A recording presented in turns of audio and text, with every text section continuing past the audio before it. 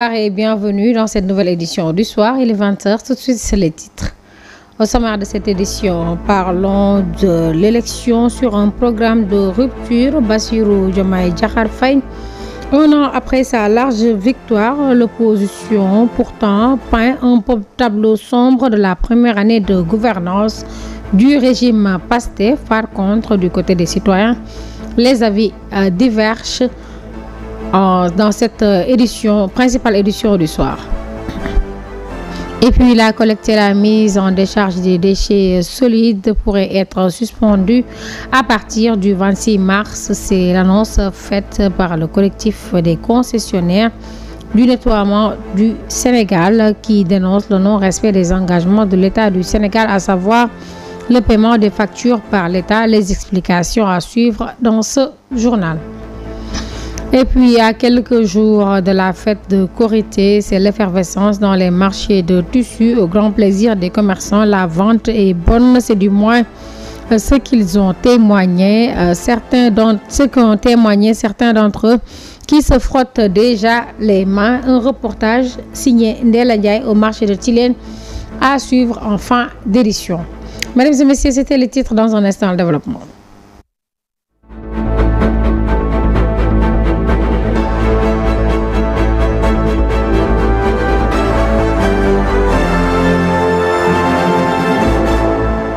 Je vous l'annonçais en début d'édition, élu sur un programme aux accents souverainistes, Bassirou Diomaye Diakhar Faye a imprimé sa marque lors de sa première année à la tête de l'État du Sénégal. En revanche, les promesses sur le plan socio-économique tardent à se concrétiser. Un récit signé Mam Awasal. Son élection le 24 mars 2024 a fait susciter une immense vague d'espoir dans un pays fracturé. Un an après sa large victoire, Bassirou Diomaye Faye est parvenu à appliquer particulièrement son programme de rupture. Bassirou Diomaye Faye a mené au cours de ces 12 derniers mois une diplomatie conforme à sa ligne panafricaniste et décoloniale, réservant dès le printemps 2024 ses premiers déplacements à ses voisins directs, la Mauritanie puis la Gambie. Partisan d'une plus grande intégration sous-régionale, le premier Sénégalais s'est attaché à nouer des liens avec les pays de l'Alliance des États du Sahel AES, le Mali, le Burkina Faso et le Niger, dirigés par des juntes militaires. Une stratégie qui a permis au Sénégal de se poser en arbitre dans le conflit qui oppose ces États à la CEDEAO. Bassirou Diomaye Faye a dans le même temps pris ses distances avec la France, désormais traité par Dakar à l'égal des autres partenaires étrangers. Là où son prédécesseur avait réservé son premier déplacement pour Paris, le nouveau président a visité 9 pays africains avant de se rendre à l'Élysée le 20 juin 2024. Candidat anti-système, l'ancien inspecteur des impôts a également été élu sur la promesse d'une gestion plus transparente et vertueuse. Sur le dossier de la pêche, très sensible au Sénégal, le gouvernement n'a pas reconduit l'accord signé avec l'UE au nom de la défense des pêcheurs traditionnels. Les autorités ont également commencé à s'attaquer à la problématique des chalutiers étrangers qui opèrent sous pavillon Sénégal et menacent, selon Dakar, les ressources halieutiques du pays. Sur le front de la modernisation de l'État, l'exécutif a lancé fin février un vaste plan de transformation numérique. Objectif: atteindre 90% de dématérialisation de l'administration et des services publics d'ici 2030. Si les efforts pour renforcer l'état de droit au Sénégal ont été une réalité au cours de cette première année, certains observateurs ont aussi noté le retour des vieux réflexes autoritaires, en particulier envers les médias. En visite à Touba, le Front pour la défense de la démocratie de la République FDR n'a pas manqué de se prononcer sur les 1 an d'exercice par le duo Diomaye Sonko. Selon Modou Diagne Fada, en 1 an, les nouvelles autorités n'ont pris aucune décision majeure capable de réduire le chômage des jeunes ou de juguler la cherté de la vie. Selon lui, le bilan se résume en 3 mots: licenciement, arrestation et intimidation, excusez-moi, il est au micro de Mansour Diassé. Et de commérage sur des sujets qui sont loin d'intéresser le pays. Et en tant que regroupement de l'opposition, tenant aussi beaucoup sur la paix civile dans ce pays, bon, nous avons tenu à informer le chef religieux qui nous a rassurés sur sa posture de défendre l'intérêt du Sénégal. Je pense que vous l'avez suivi avec nous. J'ai souvent été reçu par le Khalif général, mais le discours que j'ai entendu aujourd'hui, je l'ai rarement entendu. Nous avons un plan d'action que nous sommes en train de dérouler. Et le premier élément, ça a été de venir le voir. Nous avons prévu de faire une grande manifestation publique après le Ramadan, bien entendu. Nous sommes en train de prendre des dispositions au niveau du front pour réussir la mobilisation et réussir aussi l'organisation. Il n'y a pas de bilan. Je pense qu'eux-mêmes, ils n'ont pas de bilan. Alors, comme eux, ils n'ont pas de bilan, mais nous, comment nous pouvons avoir de bilan?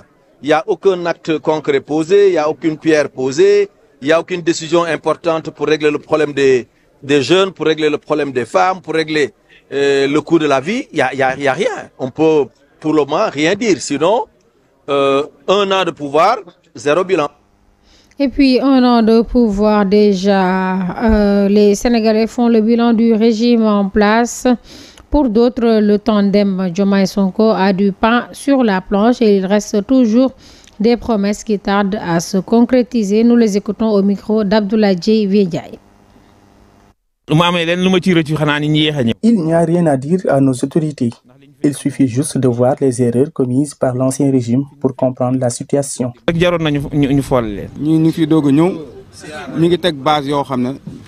Ils viennent d'arriver au pouvoir. Il leur faut du temps. En tout cas, moi, je les fais confiance. Maintenant, il faut être patient. Si on se base sur les propos du Premier ministre, il est impossible de mettre le pays sur les rails en une seule année. Il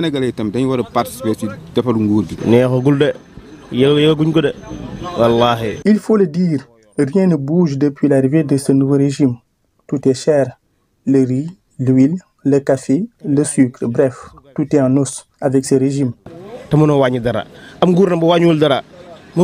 Nous tous avons vu le rapport de la Cour des comptes et du CENTIF avec les malversations de l'ancien régime qui ont utilisé les derniers publics à d'autres fins. Ce que nous devons faire, c'est de remercier Diomaye et Sonko de nous avoir sauvés des mains de la paire. Comparé à l'ancien régime, Pastef fait la politique autrement. Et nous ne sommes pas habitués à ce système de politique. C'est seulement le problème pour certains. Nos politiciens ont l'habitude de nous cacher la vérité, alors que c'est le contraire avec Pastef. Il n'y a rien de nouveau ou d'extraordinaire. Ce que nous vivons est normal parce que c'est le travail de l'ancien régime. Il faut juste rendre grâce à Dieu de nous avoir donné Sonko et Diomaye. Sinon, on allait vivre pire que ça. Si le pays restait entre les mains de la paire ou d'autres politiciens. Déjà, vous voyez que certains produits sont en baisse. Et ça va continuer d'ici le mois d'avril. On n'ose même pas crier ou dire ce que nous vivons. Mais c'est dur.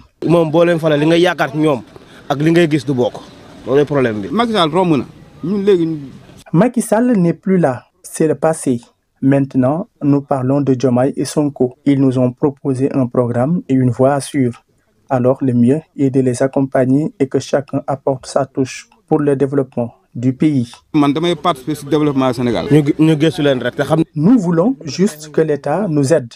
Nous sommes des Sénégalais et l'avenir de ce pays. On s'est battu pour le projet, mais aussi pour voir Ousmane Sonko au sommet. Je vous l'annonce également en titre, le collectif des concessionnaires du détournement du Sénégal tire sur la sonnette d'alarme et pour cause le non-paiement des factures correspondant aux 7 mois de 2024 ainsi que les 3 mois de l'année en cours. Les concessionnaires dénoncent le non-respect des engagements pris par les autorités pour solder ces créances avant le 31 mars 2025. Ainsi, il annonce une possible interruption de ces services de collecte et de mise en décharge des déchets solides urbains à l'échelle nationale dès le mercredi 26 mars. Écoutons à cet effet Boubacar Diallo, le secrétaire du collectif, au téléphone de Mansour Diassé. Le collectif s'est réuni ce samedi pour évaluer un peu la situation parce que vous n'êtes pas sans savoir que des engagements ont été pris de la part des autorités allant dans le sens du règlement définitif de nos factures de 2024 et ce au plus tard ce 31 mars 2025. Mais à ce jour, force est de constater que effectivement nous ne pensons pas que ces engagements puissent être respectés car nous sommes à une semaine de la date butoir et ça va coïncider avec la Korité. Et c'est dire que malgré toutes ces difficultés, nous on veut continuer à accompagner les autorités, mais force est de constater qu'à l'impossible nul n'est tenu et que nous aussi nous sommes en plus des pères de famille et nous employons aussi des pères de famille qui non seulement ils doivent percevoir leur dû pour pouvoir subvenir à leurs besoins et avec la Korité qui vient, donc c'est encore beaucoup plus compliqué. Donc nous avons fait ce communiqué pour rappeler les autorités leur engagement et que effectivement si ces engagements ne sont pas respectés, nous effectivement le collectif, nous serons tout simplement dans l'obligation de garer nos camions. Et puis parlons santé. La journée mondiale de lutte contre la tuberculose est célébrée le 24 mars de chaque année afin d'insister sur l'urgence de mettre fin à cette maladie infectieuse la plus mortelle au monde. Si elle est évitable et traitable, elle continue pourtant de tuer des millions de personnes chaque année, nous dit Amsatou Gano. Le 24 mars de chaque année, la journée mondiale de lutte contre la tuberculose est célébrée dans le monde entier. L'objectif de cette journée est de faire mieux connaître au grand public les terribles conséquences sanitaires, sociales et économiques de cette maladie et pour que de plus grands efforts soient consentis afin de mettre fin à l'épidémie mondiale de tuberculose.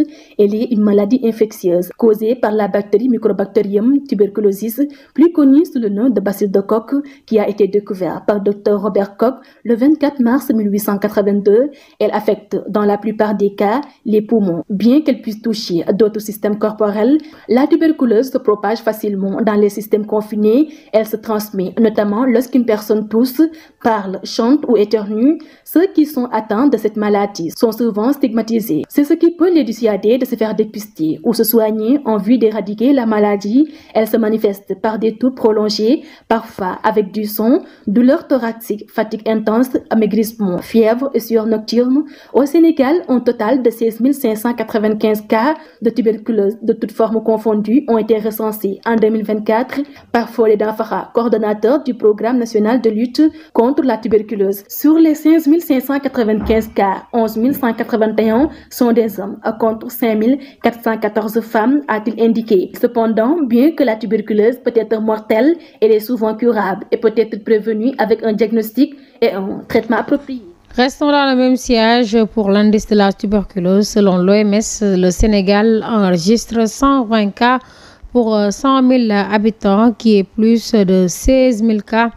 16 000 cas ont été enregistrés en 2024. Si l'on en croit le pneumologue, le docteur Aminata Diop, au Sénégal, la tuberculose reste un problème de santé publique avec des formes multirésistantes en augmentation. Et les jointes au téléphone par Amsatou Gano. Pour l'origine de la tuberculose, on peut dire que la tuberculose est causée par une bactérie qu'on appelle Mycobacterium tuberculosis. Elle se transmet par voie aérienne lorsqu'une personne infectée tousse, éternue ou parle, projetant des gouttelettes contaminées à côté d'une personne saine. C'est l'origine de la tuberculose. Maintenant, pour les types de prévention, on a déjà la prévention primaire par la vaccination, par le BCG qu'on recommande chez les nouveau-nés. Et puis, il y a la prévention secondaire, un dépistage précoce qu'on doit faire si le patient commence à avoir des signes, une fièvre, un amaigrissement, une toux chronique. Ils partent très rapidement à l'hôpital pour se faire dépister par les tests de crachat, par la radiographie pulmonaire. Il y a également la prévention tertiaire, c'est-à-dire que le patient doit prendre un traitement adéquat pour éviter la propagation ou les complications. C'est-à-dire, si on prescrit un traitement, il faut tout faire pour que le patient soit observant. Et puis, les mesures d'hygiène, c'est-à-dire port de masque, aération des locaux, isolement des patients contagieux pour éviter irriguer la nation. Pour l'indice de la tuberculose au Sénégal, selon l'OMS, ça c'est en 2023, le Sénégal enregistre environ 120 cas pour 100 000 habitants. Mais l'agence de la presse sénégalaise a montré ces derniers jours qu'il y a 16 500 cas enregistrés en 2024, toutes formes confondues de tuberculose. Donc on peut dire que la tuberculose reste un problème de santé publique avec des formes multirésistantes en augmentation. Et pour le type de traitement, le traitement standard, c'est le RHZE. C'est un traitement qui dure en général 6 mois, que le patient doit observer, qu'il ne doit pas arrêter. Même s'il se sent très bien, il doit continuer le traitement jusqu'à atteindre les 6 mois pour ne pas avoir de forme résistante ou avoir des complications. Et puis, dernière ligne droite du Ramadan, l'heure est déjà au préparatif de la Korité chez bon nombre de Sénégalais, une période où tailleurs et vendeurs de tissus sont très sollicités. Nella Ndiaye a fait un tour au marché de Tilène où il y a une grande affluence. Reportage. Jour de la fête de Korité, c'est l'effervescence dans le marché de tissus. Ici à Tilène, les tissus sont de provenance diverses avec des motifs et des couleurs différents. Malgré une conjoncture difficile, le marché Tilène grouille de monde, notamment les femmes sorties nombreuses pour finaliser, s'occuper de leur nouvelle tenue et celle de leurs enfants. Oui, je suis venue acheter des tissus du pire pour les enfants, mais pour dire vrai, les temps sont durs parce qu'il n'y a pas d'argent. On se débrouille. Je pense que pour cette fête de Korité, nous devons prioriser les enfants. Ce vendeur de tissus, trouvé devant son magasin, nous dit que la vente de tissus marche à merveille actuellement avec des prix imbattables. Comme vous le voyez ici, il y a de la qualité. Il y a Golden Piment, Top Piment. C'est les meilleures qualités. Tu peux le laver une fois, mais la qualité va rester la même. Même Super Gold, il y en a ici. Oui, les gens qui viennent ici, c'est le Bazin Piment qui le choisissent. C'est lui qui est le mieux vendu actuellement. Ce tailleur nous dit que les clients sont toujours au rendez-vous, malgré les petits retards qui peuvent être cause d'ennui. Oui, comme vous le voyez ici, il y a beaucoup de tissus et nous sommes là, le travail est là. Mais le seul hic, c'est que le Sénégal attend jusqu'au dernier moment. Et c'est la cause pour laquelle on ne peut pas prendre tous les gens qui viennent ici pour coudre leurs habits. Donc, cela pose beaucoup de problèmes aux tailleurs. Il y a certains clients même, on est obligé de les repousser puisque tu ne peux pas engager des choses que tu ne pourras pas faire. Mais en ce moment-là, il y a beaucoup de tissus pour les enfants, mais pour les personnes âgées, pour le moment, il n'y en a pas encore beaucoup. Et puis pour finir, parlons sport. Présent en conférence de presse dimanche après le match nul 0 but partout face au Soudan en Libye. Ilay Camara est revenu sur la performance décevante du Sénégal face aux Soudanais. L'attaquant des Lions a exprimé sa frustration et insisté sur la nécessité de réagir contre le Togo. Il s'est exprimé au micro de Mansour Diassé. Je pense qu'on a bien géré le match. Je pense que juste on n'a pas été assez efficace pour moi. Je pense qu'on a quand même eu les occasions. Je pense que peut-être on est venu en danger 2-3 fois. Mais je pense que le Sénégal avait quand même plus d'occasions que le Soudan. Alors du coup, c'est juste une question d'efficacité. Je pense que c'est la même chose dans mon état d'esprit. Je suis quelqu'un qui veut toujours gagner. Et le Sénégal aussi. Alors bien évidemment, moi aussi j'ai pris ça comme une défaite, quoi. Mais comme on dit, tous les points sont importants. Et on doit juste faire le taf contre le Togo et gagner le match. Je pense comme tout le match. Le Sénégal, c'est un pays qui veut gagner tous les matchs, désolé. Et on va essayer de faire la même chose. Je pense que ça ne change rien. Comme tous les matchs, on veut gagner. Et le but contre le Togo, c'est la même chose, c'est que la gagne, c'est tout. Je pense qu'Antoine, il a très bien joué pour son premier match. On est tous très fiers de lui. J'espère faire la même chose si je reçois des minutes et je suis prêt à tout arracher, à bien jouer et d'aider le Sénégal.